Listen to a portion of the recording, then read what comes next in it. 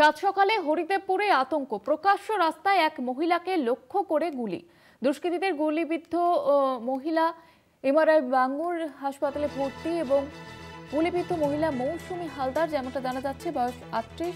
দুজন বাইকে করে এসে আটকায় ওই মহিলাকে এবং এমনটাই প্রাথমিকভাবে যেমনটা জানা যাচ্ছে যে পুরনো শত্রুতার জেরে এই ঘটনা। তদন্ত শুরু করেছে পুলিশ। গুলিবিদ্ধ মহিলা এমআর বাঙ্গুর হাসপাতালে ভর্তি। গুলিবিদ্ধ মহিলা মৌসুমী হালদার, বয়স 38 বছর। সাত সকালে আতঙ্ক, হরিদেবপুরে মহিলাকে লক্ষ্য করে গুলি। প্রকাশ্য রাস্তায় মহিলাকে লক্ষ্য করে গুলি চালায় দুষ্কৃতীরা, এমনটাই কিন্তু খবর পাওয়া যাচ্ছে। আমাদের প্রতিনিধি অরিত্র ঘোষ রয়েছে টেলিফোন লাইনে। অরিত্র, কি খবর পাওয়া যাচ্ছে? সোমবার সাত সকালে কার্যত আতঙ্কের পরিবেশ হরিদেবপুর থানা এলাকায়। প্রকাশ্য রাস্তায় এক মহিলাকে লক্ষ্য করে গুলি চালালো দুষ্কৃতীরা এবং গুলিবিদ্ধ মহিলাকে প্রথমে নিয়ে যাওয়া হয় এমআরআই বাঙ্গুর হাসপাতালে। পরবর্তী ক্ষেত্রে তার অবস্থার অবনতি হওয়ার পর এখন যেটা খবর পাওয়া যাচ্ছে, এসএসকেএম হাসপাতালে তাকে স্থানান্তরিত করা হয়েছে।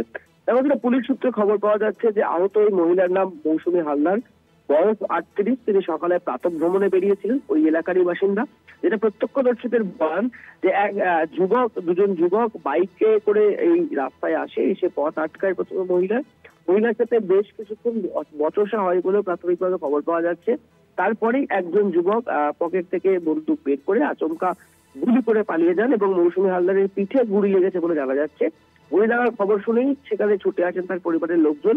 তারপরেই তাকে প্রথমে এমআর বাঙ্গুরে নিয়ে যাওয়া হয়েছিল, কিন্তু বর্তমানে এসএসকেএম হাসপাতালে তাকে স্থানান্তরিত করা হয়েছে অবস্থার অবনতি হওয়ার জন্য। এবং ঘটনার খবর পাওয়ার পরেই ঘটনাস্থলে পৌঁছায় হরিদেবপুর থানার পুলিশ। কেন এই ধরনের ঘটনা ঘটলো সেটা খতিয়ে দেখছেন পুলিশের আধিকারিকরা এবং স্থানীয়দের জিজ্ঞাসাবাদ করছেন হরিদেবপুর থানার পুলিশ। তবে যেটা প্রাথমিকভাবে যেটা অনুমান, যে পুরনো কোনো শত্রুতার জেরেই এই ধরনের ঘটনা ঘটেছে বলে মনে করছেন গোয়েন্দারা। আগামী ক্ষেত্রে কি হলো, এই ঘটনা ঘটলো কি পরিপ্রেক্ষিতে, কোনো শত্রুতা ছিল নাকি নিছকই অন্য কোনো কারণে গুলি চালানোর মতো ঘটনা ঘটলো, সেই বিষয়গুলি খতিয়ে দেখবেন কলকাতা পুলিশের গোয়েন্দারা।